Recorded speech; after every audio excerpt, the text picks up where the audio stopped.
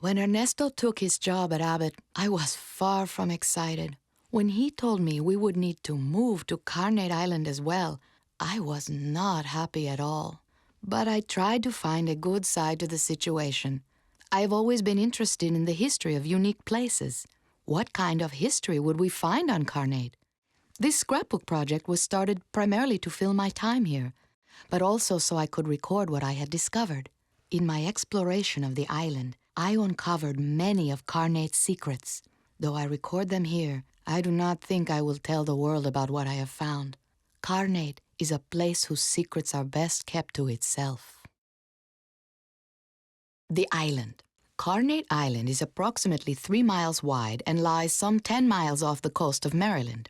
In addition to man-made structures, Carnate is also home to a labyrinthine natural cave system, unlike anything I have seen before. Through my studies, I learned of the island's dark and unsettling history. Though it may sound ridiculous to say it, Carnate seems to bring out the worst in those who make the mistake of coming here. Abbott State Penitentiary. Originally built as part of Fort Malison to house German POWs during World War II, it was taken over by Maryland following the war and converted into Abbott State Penitentiary.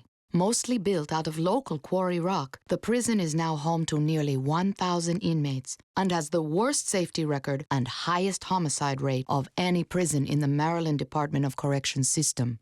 The state also carries out the majority of its death sentences here.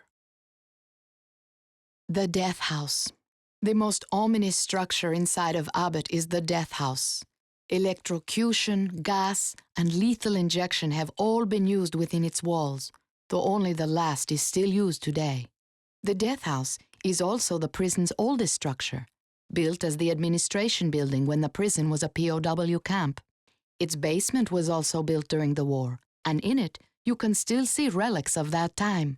The basement has been closed off for 20 years. Prison Cemetery. When an inmate dies and his family does not claim the body, he is buried here. The cemetery is named after the infamous corrections officer Hermes T. Haight. He was in charge of executions for several decades before finally killing himself in the gas chamber.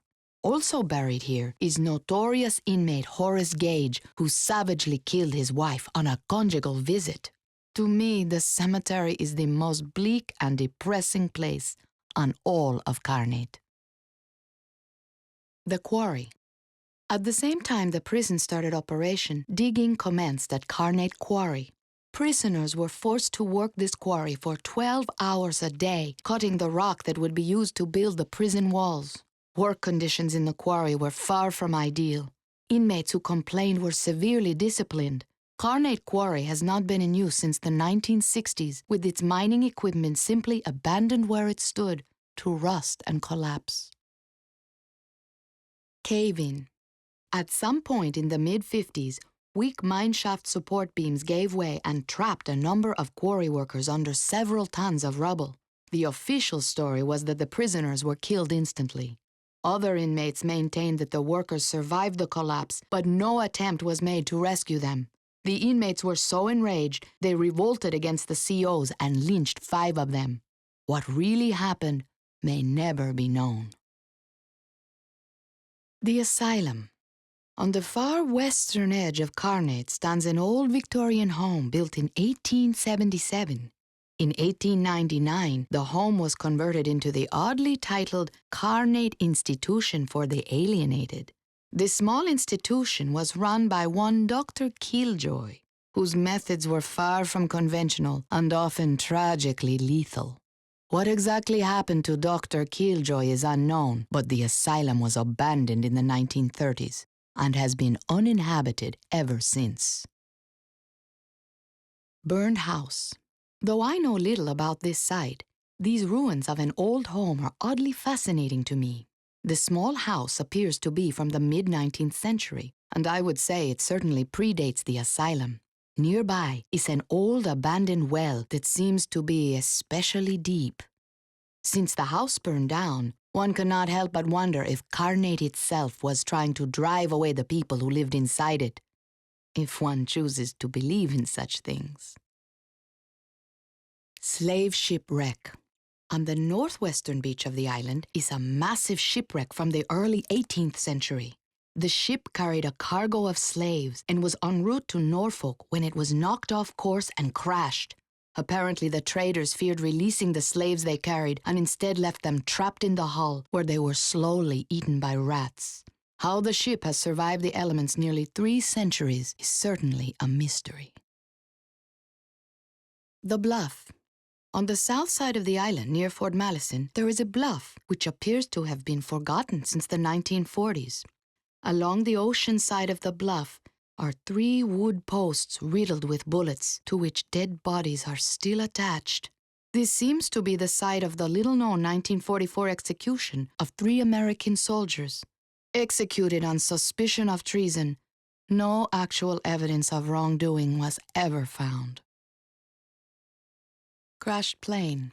This bizarre relic is a Horton 229A1, an experimental plane developed by the Germans during the latter stages of World War II. It crashed on Carnate in 1944 to the great distress of the fort's colonel. Taking his cue from the Japanese internment camps of the West, the colonel wanted to root out the traitors he suspected had led the plane to Carnate.